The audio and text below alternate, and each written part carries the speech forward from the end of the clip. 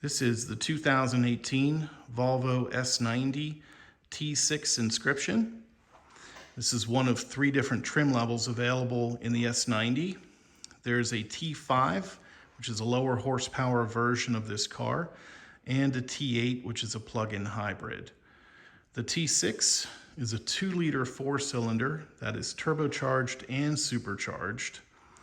And I can't think of any other cars off the top of my head that actually have both a turbocharger and a supercharger. So that, as far as I'm aware, is a very, very rare option. And it produces 313 horsepower, which is pretty healthy for a 2-liter. The car's heavy, but it moves along very well. It's an over 4,000 pound car, and it's seamless in operation, so you don't feel the turbocharger or the supercharger in normal driving. And of course, this is all-wheel drive, and the Inscription package gives you a lot of features. This one also, in addition to that, has the convenience package and a couple of standalone options. This is Onyx Black, so this is a metallic paint.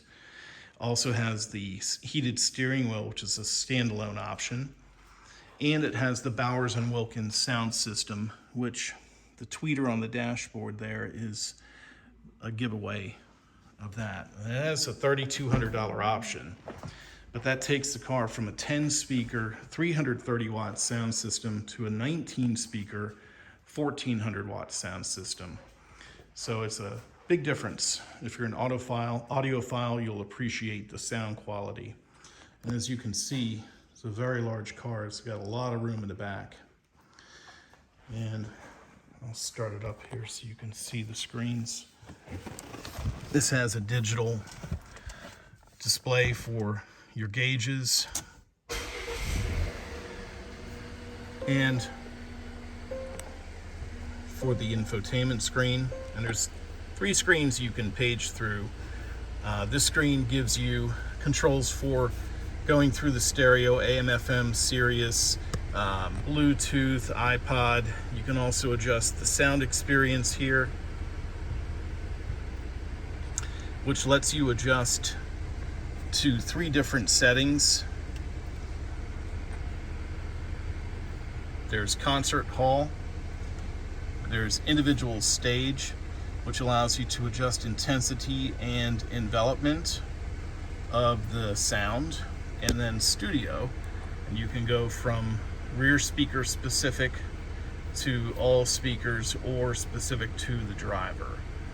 And there is a big difference there in sound. So that actually does work. That's not a gimmick. This has a digital signal processor, so it can electronically adjust how the sound comes out, and it does make a difference.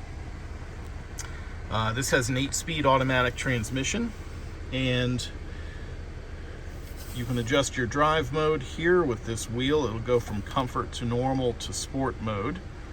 That's your parking brake, and also it has automatic braking you can turn on, which if you depress the brake pedal hard enough, it'll lock the brakes so that you can take your foot off of it, and the car won't move until you press on the gas. It's not the only car that has that, but it's a nice feature nonetheless. And I'll show you an interesting feature that's in the back seat that I'm not used to seeing. This would be reserved normally for a very high-end car. This one also has the rear sun curtains and, rear sun curtain and side rear curtains. Also has 4-zone climate control, so each person back here can adjust the climate controls as they wish. And from here, you can adjust the passenger seat, and you can close the sunshade for the moonroof. You can also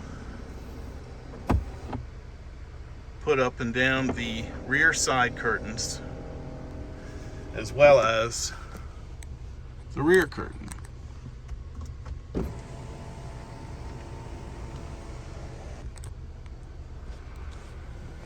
And then of course, if you want to lower your window, that's also one touch.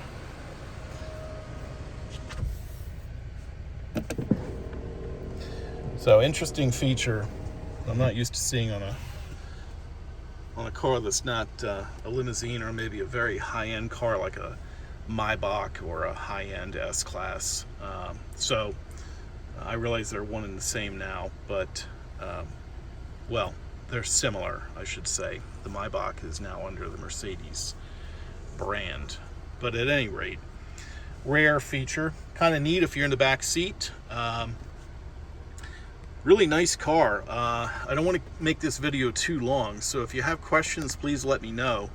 But overall, it's a really nice car. It's a contender with all the other vehicles that are in this class, mostly competing against the 5 Series BMW and the E-Class Benz, and I think it stacks up well against them. This car came in 2018. It came in at $66,000 and change, so it's similar in price range to a loaded up 5 Series or E-Class.